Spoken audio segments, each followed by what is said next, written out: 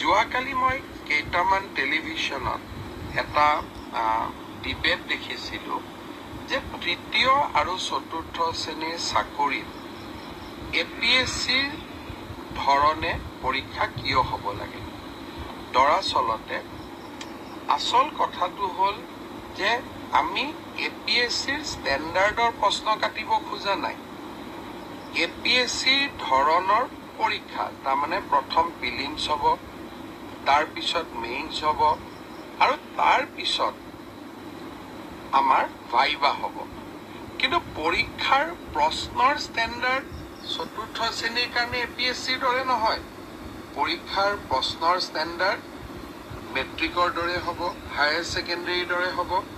তেনেকৈ তৃতীয় শ্ৰেণীৰ কাৰণেও আমি এই ধৰণৰ যিটো পৰীক্ষাৰ বাবে প্ৰয়োজনীয় অৰ্থাৎ গ্ৰেজুৱেশ্যন যাৰ কোৱালিফিকেশ্যন তাৰ বাবে চিলেবাছ গ্ৰেজুৱেশ্যন হ'ব, হায়াৰ ছেকেণ্ডেৰী যাৰ চিলেবাছ তাৰ চিলেবাছ হায়াৰ ছেকেণ্ডেৰী হ'ব। কিন্তু আমি এটা প্ৰস্তাৱ দিছিলোঁ যে এইবাৰ ADRE পৰীক্ষা প্ৰিলিমছ হওক, মেইনছ হওক আৰু ইণ্টাৰভিউ হওক। কিয় কৈছিলোঁ আপোনালোকে জানি আচৰিত হ'ব যে ৭,০০০ পোষ্টৰ ভিতৰত এটা পোষ্ট আছে যাৰ কোৱালিফিকেশ্যন হায়াৰ ছেকেণ্ডেৰী আৰু সেই শিতানত ৩,৭০০ পোষ্ট আছে। তাৰ বিপৰীতে ১১ লাখ ল'ৰা ছোৱালীয়ে আবেদন কৰিছে।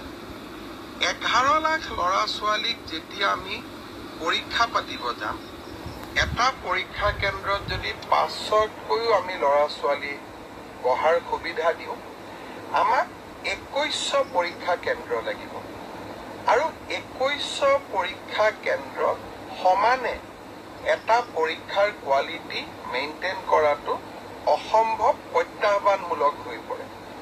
যেতিয়া আমি 2100 পৰীক্ষা কেন্দ্ৰত আমি পৰীক্ষা পাতিম, কৰবাত ইনভেজিলেটৰজন ইমান ভাল কোৱালিটিৰ নহ'ব পাৰে, কৰবাত লিকেজ থাকিব পাৰে, কৰবাত চাকৰি ইজনে সিজনক সহায় কৰাৰো অভিযোগ থাকিব। যদি আমি প্ৰিলিমছত এই অভাৱ বা অভিযোগ যিসমূহ থাকিসমূহৰ পৰা আমি যেতিয়া প্ৰিলিমছৰ পৰীক্ষাৰ ফলাফল দিম, প্ৰিলিমছত ১ লাখ ল'ৰা ছোৱালীয়ে পাছ কৰিব আৰু ১ লাখ ল'ৰা ছোৱালীক আমি যেতিয়া মেইনছ পৰীক্ষা পাতিম, তেতিয়া তাত পৰীক্ষাৰ কোৱালিটিটো আমি খুব সূক্ষ্মভাৱে মেইনটেইন কৰিব পাৰিম। অৰ্থাৎ শেষলৈ গৈ যোনে চাকৰি পাব, তাত কোনো ধৰণে কোনো কেণ্ডিডেটে কম্প্ৰমাইজ কৰি চাকৰি পোৱাৰ সুবিধা নাথাকে। সেইকাৰণে UPSCৰ পৰীক্ষাই হওক, APSCৰ পৰীক্ষাই হওক, তিনিটা তৰপত পৰীক্ষা পাতে। পৰীক্ষাৰ প্ৰশ্ন কাকতবোৰ APSC UPSCৰ দৰে নহয়। দুজন মানে কৈ আছে চতুৰ্থ শ্ৰেণীৰ কাৰণে APSCৰ দৰে পৰীক্ষা কিয় হ'ব লাগে। চতুৰ্থ শ্ৰেণীৰ ইণ্টাৰভিউত APR জনে ক্লাছ 10ৰ ষ্টেণ্ডাৰ্ডে পৰীক্ষাৰ প্ৰশ্নৰ উত্তৰ দিব। কিন্তু প্ৰিলিমছ আৰু মেইনছৰ মাজেদি যেতিয়া সৰকি আহিব, তেতিয়া চাকৰি যোগ্যজনে পাব। মোৰ এটাই লক্ষ্য আছিলে যে চাকৰি যাতে যোগ্যজনক বাদ দি আন কোনোৱেও নাপায়। কাৰণ চৰকাৰী চাকৰি যোগ্যতাৰ আধাৰত হ'লে আমাৰ ছাত্ৰ ছাত্ৰীসকলৰ শিক্ষা ব্যৱস্থাৰ ওপৰত আস্থা উভতি আহে। যোৱাবাৰ আমাৰ এটা পৰীক্ষাত কেণ্ডিডেট আছিল ৬ লাখ। এইবাৰ এটা পৰীক্ষাত হ'ব আমাৰ কেণ্ডিডেট ১১ লাখ। প্ৰিলিমছ মেইনছৰ মাজেদি আমি আহিলে আমাৰ বহুখিনি চেক এণ্ড বেলেঞ্চ আমি কৰিব পাৰিলোহেঁতেন। কিন্তু যি নহওক, মই বিশ্বাস কৰোঁ যে চৰকাৰৰ সিদ্ধান্ত যিমান হওক আমি বিতৰ্কৰ ঊৰ্ধত ৰাখিব লাগে। দুই এজন ৰাজনৈতিক দলেই হওক, আমাক বেয়া পোৱা দুই এজন ব্যক্তিয়ে হওক, চৰকাৰৰ প্ৰতিটো কথাতে তেওঁলোকে বিতৰ্ক হোৱাটো বিচাৰে।